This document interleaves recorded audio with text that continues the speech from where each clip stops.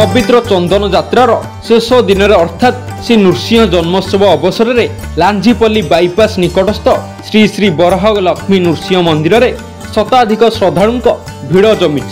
एठारे भगवान नृसिंह को स्नान करा सह चंदन और तुलसी लगा जाइथिला। एपरिकी 108 आरती होईछि। एहा सह अन्यान्य पूजा रीतिनीति अनुसार पूजार्चना जारी रही। गत एप्रिल 30 तारिख पवित्र अक्षय तृतीया ठारू भगवान नृसिंह पवित्र चंदन यात्रा चली। आज हेउछि भगवान का शेष दिन। आज भगवान नृसिंह निकट में महाभोग लागिब। एहा सह पूजा रीतिनीति अनुसार पूजार्चना चली बोली उक्त मंदिर मुख्य पुजारी कहते। नमस्कार, जय श्री हरि। मो नाटा वंदना महापात्र।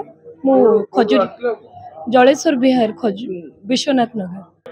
आज हूँ नृसिंह चतुर्दशी। भगवान आम षड़ जयंती पालन करूँ। से भितर नृसिंह जन्मटा भी षड़ जयंती जाए। आज उपास रखीचु भगवान को पूजा। लक्ष्मी बराह नृसिंह जन्म दिन यही मंदिर किसी विशेषत्व अच्छी मु शुणी।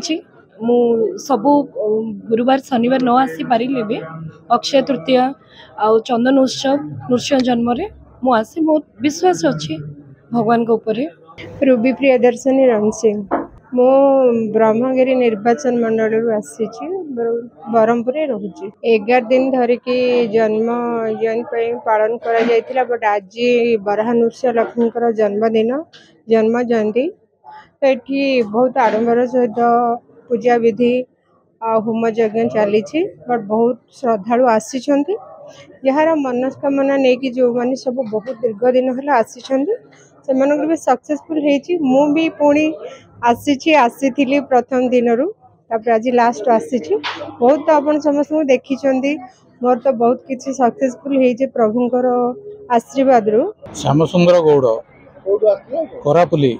मु शनिवार आसे। आज नृसिंह चतुर्दशी भगवान को श्रीहरि को दर्शन करने को आसिली। आसिक आसला मोर सुविधा असुविधा सब भगवान को जनवाटा ये मोर प्लस पॉइंट होइछि। ब्रह्मपुर जगन्नाथ साहू रिपोर्ट टुमाणी टीवी।